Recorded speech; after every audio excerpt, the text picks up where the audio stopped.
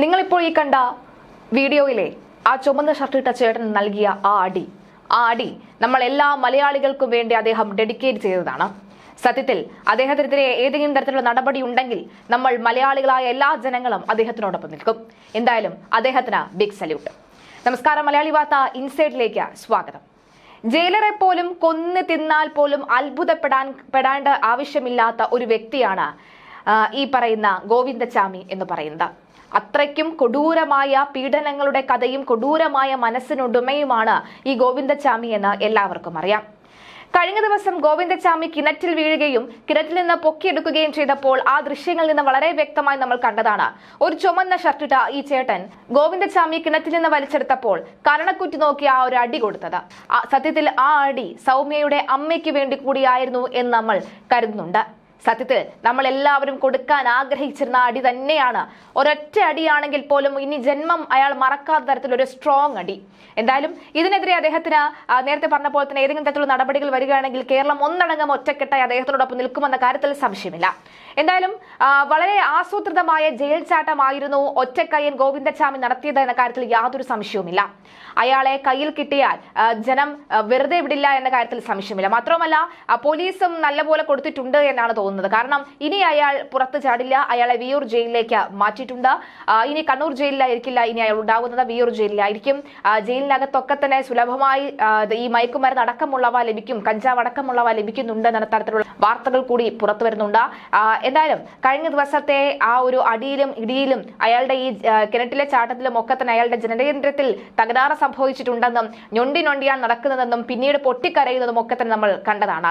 അതായത് ഞൊണ്ടി നടക്കുന്ന ദൃശ്യങ്ങൾ സമൂഹ മാധ്യമങ്ങളിലും മുഖ്യധാരാ ചാനലുകളിലും ഒക്കെ തന്നെ വന്നിട്ടുണ്ട്.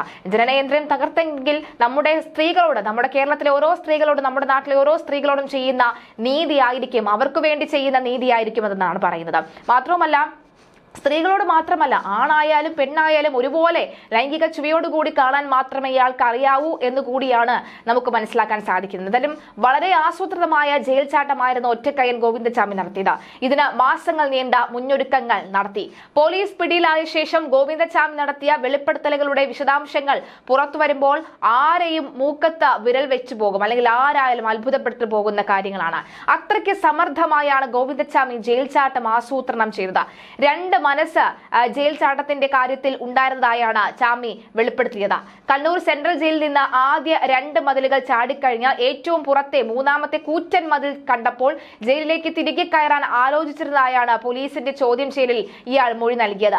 എന്നാൽ ജയിൽ ചാടിയാൽ 6 മാസത്തെ തടവ് ശിക്ഷ മാത്രമേ ലഭിക്കൂ എന്ന് സഹതടവുകാരൻ മുൻപ് പറഞ്ഞത് ഓർത്തു. ഇതോടെ മനസ്സിനെ വീണ്ടും പരുവപ്പെടുത്തി രണ്ടും കൽപ്പിച്ച് പുറത്തേക്ക് ചാടുകയായിരുന്നു. കൃത്യമായ ആസൂത്രണമാണ് ഗോവിന്ദച്ചാമി ജയിൽ ചാട്ടത്തിന് നടത്തിയത്. കയ്യിൽ കരുതിയിരുന്ന ഒരു അരം ഉപയോഗിച്ച് ഇരുമ്പ് തകിടിൽ സ്വയം നിർമ്മിച്ച ഈ പല്ലുകളുള്ള ബ്ലേഡാണ് അഴികൾ മുറിക്കാൻ ഉപയോഗിച്ചതെന്നാണ് ഗോവിന്ദച്ചാമി മൊഴി നൽകിയിരിക്കുന്നത്. അങ്ങനെ ജയിലിനകത്ത് സ്വയം ഒരു ആയുധമൊക്കെ നിർമ്മിക്കാൻ കഴിയുമായിരുന്നുവെങ്കിൽ ജയിലിനകത്തെ എല്ലാവരും ഇത്തരത്തിൽ ആയുധങ്ങൾ ഉപയോഗിച്ച് അങ്ങോട്ടും ഇങ്ങോട്ടും വെട്ടിപ്പരിക്കേൽപ്പിച്ച് മരിക്കേണ്ട സാഹചര്യവും ജയിൽ രക്ഷപ്പെടേണ്ട സാഹചര്യം ഒക്കെ തന്നെയല്ലേ ഉള്ളത്. അപ്പോൾ ഈ ആയുധം കിട്ടി എന്നതിന്റെ, അല്ലെങ്കിൽ ആയുധം താൻ തന്നെയാണ് നിർമ്മിച്ചത് എന്നതിന്റെ ഈ പറയുന്ന മൊഴി അതത്ര കണ്ട് വിശ്വസിക്കാനും കഴിയില്ല. 3 മാസത്തോളം സമയമെടുത്ത് അഴിമുറിച്ചു തീർന്ന വ്യാഴാഴ്ച രാത്രി തന്നെ പുറത്തു കടന്നു. മതിൽ ചാടുമ്പോൾ വസ്ത്രങ്ങൾ ഇരുമ്പ് കമ്പിയിൽ ചുറ്റി വൈദ്യുതി വേലിയിൽ പലവട്ടം തൊട്ട് വൈദ്യുതി പ്രവാഹം ഇല്ല എന്ന ഒന്നുകൂടി ഉറപ്പുവരുത്തി. റെയിൽവേ സ്റ്റേഷനിലേക്ക് പോയി തമിഴ്നാട്ടിലേക്ക് കടക്കാനാണ് പദ്ധതി ഇട്ടിരുന്നത്. ഒരു ഓട്ടോ ഡ്രൈവറോട് റെയിൽവേ സ്റ്റേഷനിലേക്കുള്ള വഴി ചോദിച്ചു. അയാൾ കാട്ടിയ വഴിയെ അല്പം നടന്നപ്പോൾ വഴിതെറ്റി. ഓട്ടോറിക്ഷ പിടിക്കാൻ കയ്യിൽ പണമില്ലാതെ പോയതാണ് തിരിച്ചടിയായി മാറിയതും. ഒരു 3/4 മണിക്കൂർ നടന്നാൽ റെയിൽവേ സ്റ്റേഷനിലെ എത്താമെന്നായിരുന്നുവെങ്കിലും വഴി തെറ്റിയത് കാരണം സമയം പോയി. പിന്നീട് ഒരു ചായക്കടക്കാരനോട് വഴി ചോദിച്ച് റെയിൽവേ സ്റ്റേഷനിലേക്ക് നടക്കുമ്പോൾ നേരം വെളുത്തു. ഇടയ്ക്ക് ഒരു ബൈക്ക് യാത്രക്കാരനോടും വഴി ചോദിച്ചു. അയാൾക്ക് തോന്നിയ സംശയത്തിൽ നിന്നാണ് ഗോവിന്ദച്ചാമി പിടിയിലാകുന്നത്.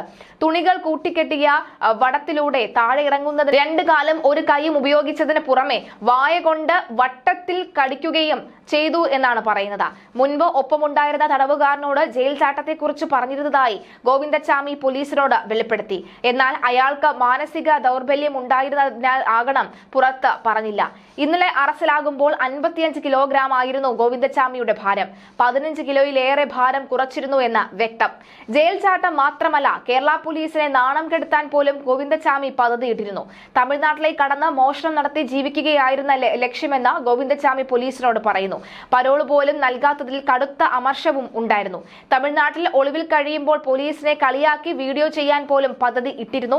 ഈ പദ്ധതിയെല്ലാം കണ്ണൂരുകാരുടെ മുൻകരുതലിൽ തട്ടി തകരുകയായിരുന്നുവെന്ന് വ്യക്തമാണ്. പെൺകുട്ടിയെ ബലാത്സംഗം ചെയ്ത് കൊന്ന കേസിൽ ശിക്ഷാ കാലാവധി ഏതാണ്ട് അവസാനിക്കാറായിട്ടും ഗോവിന്ദച്ചാമിക്ക് മാനസാന്തരം ഉണ്ടായിട്ടില്ല. 2011 നവംബർ 11 ഗോവിന്ദച്ചാമി കണ്ണൂർ സെൻട്രൽ ജയിലിൽ എത്തിയത്. അതീവ സുരക്ഷയുള്ള 10ാം നമ്പർ ബ്ലോക്കിലെ സി സെല്ലിലാണ് പാർപ്പിച്ചിട്ടുള്ളത്. കേരളം നടുങ്ങിയ കൊടും ക്രൂരതയെപ്പറ്റി സഹതടവുകാരും ജയിൽ ജീവനക്കാരും കുറ്റപ്പെടുത്തുമ്പോഴൊക്കെ അവരോട് കയർത്തും ശുഭിതനായും പൊട്ടിത്തെറിക്കുന്ന ഗോവിന്ദച്ചാമിയെ കാണാറുണ്ടെന്ന് ജീവനക്കാർ തന്നെ പറയുകയാണ്. മറ്റു ചിലപ്പോൾ ചിരിച്ചുകൊണ്ടിരിക്കുകയായിരിക്കും പ്രതികരണം. തന്റെ മാനസിക നില തകരാറിലാണ് എന്ന് വിശ്വസിപ്പിക്കാൻ വേണ്ടി ഇയാൾ പലപ്പോഴും ശ്രമം നടത്തിയിരുന്നു. കുറ്റബോധത്തിന്റെ കണിക പോലും ആ മുഖത്ത് കാണാറില്ല. ഒരുപാട് അന്ധവിശ്വാസങ്ങൾ ഇപ്പോഴും മുറുകെ പിടിക്കുന്ന ആൾ കൂടിയാണ് ഇയാൾ. തമിഴ്നാട്ടിലെ ഒരു മന്ത്രവാദിയുടെ അനുഗ്രഹമുണ്ടെന്നും തന്നെ കൊല്ലാൻ ആർക്കും സാധിക്കില്ല എന്നും ഗോവിന്ദച്ചാമി പറയുന്നു. ജയിൽ ജീവനക്കാരോട് നിരന്തരം കലഹിക്കുന്ന സ്വഭാവമാണെങ്കിലും അടുത്ത കാലത്തായി ശാന്തനായിരുന്നു.